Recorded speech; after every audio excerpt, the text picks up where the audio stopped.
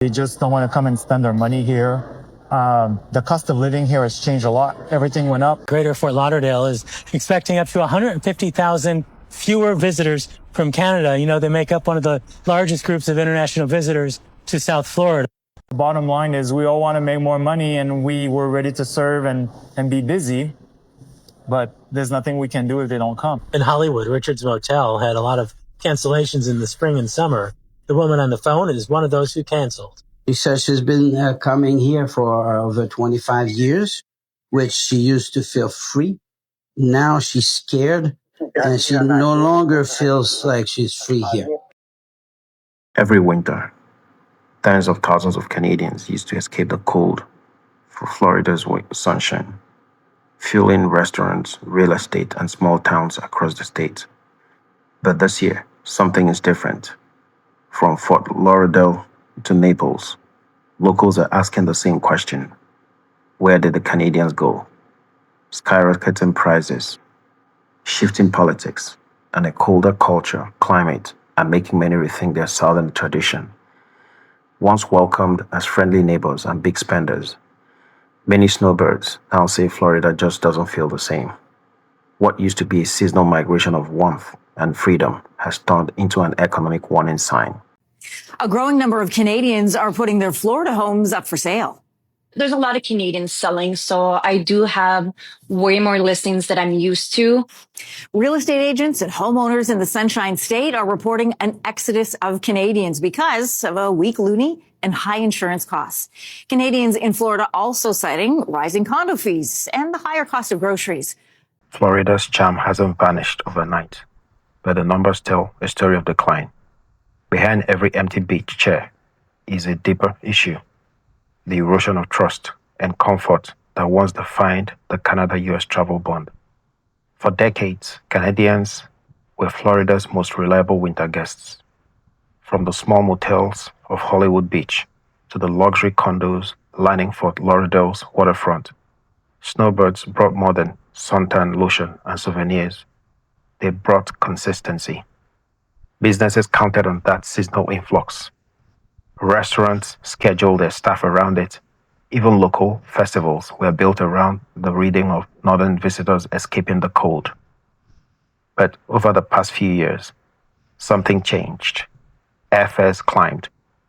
The cost of a week's groceries doubled.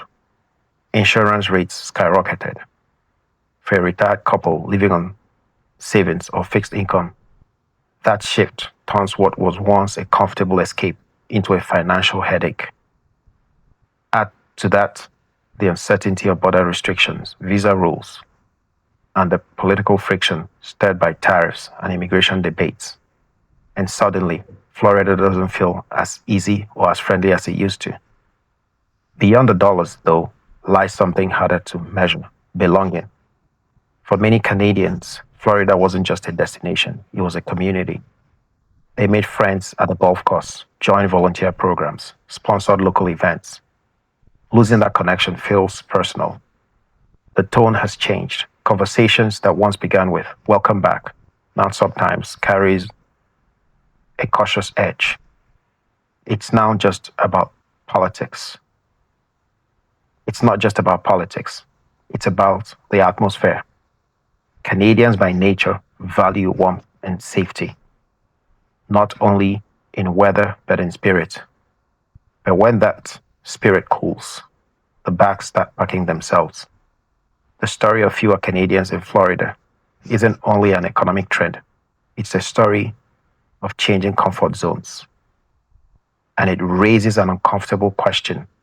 Has a friendly border between neighbors become just another line on a map? Breaking news, more than half of the Canadian snowbirds are planning to sell their second homes in the United States within the year. What? Yes. Over half the Canadian snowbirds that own homes in the United States are planning to sell within a year. 54%, actually, according to a recent poll cited in Yahoo News of 2,500 Canadians that own homes in the United States are planning to sell within the year. And you'll never guess why. The number one reason, the political climate under Donald Trump, is the reason they're leaving. And I'm sure DeSantis in Florida is not helping a lot either. But this is a huge deal for those of us in Florida. Drive through parts of South Florida today, and you see a quiet pattern emerging.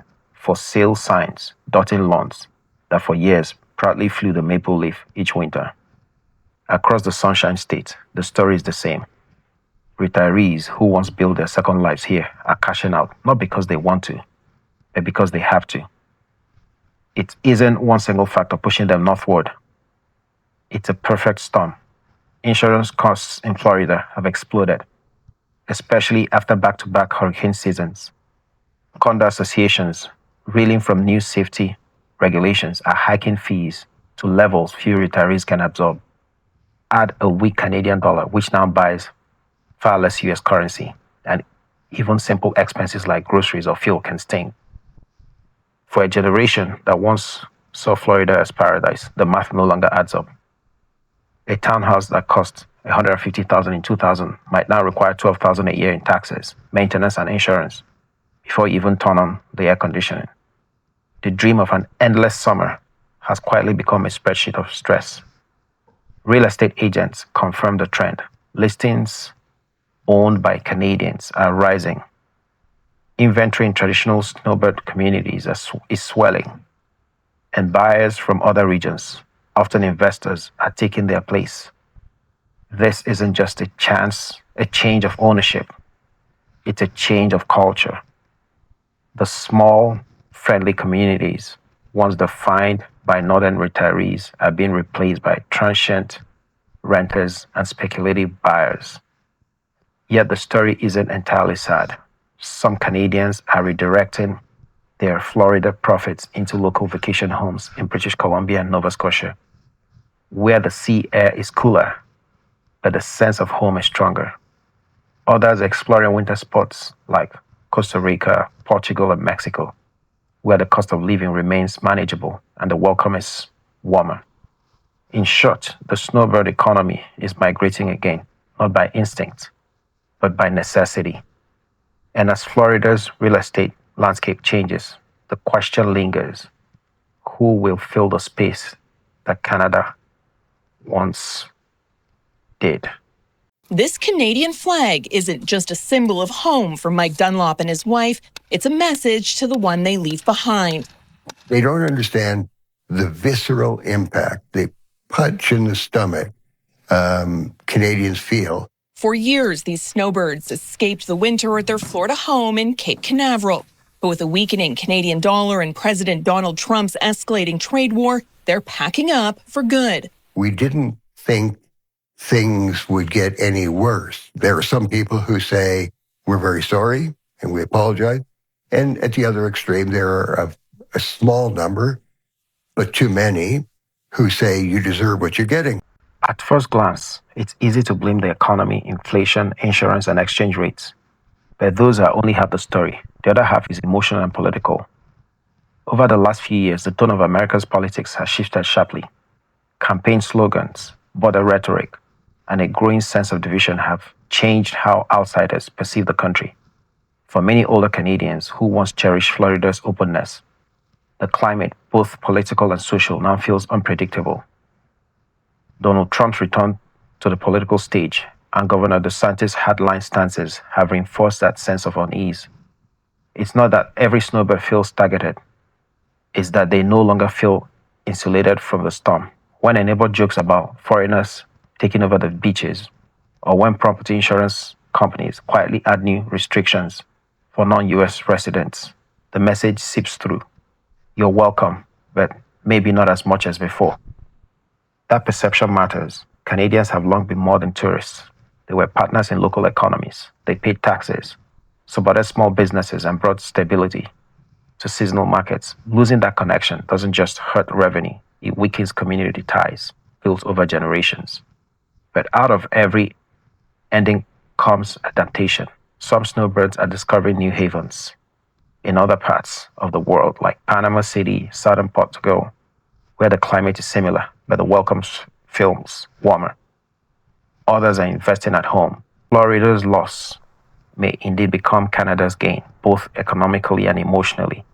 And as one era of snowbird migration fades, another begins, one defined not by distance, but by values. Because sometimes the search for sunshine isn't about weather at all. It's about where you still feel at home.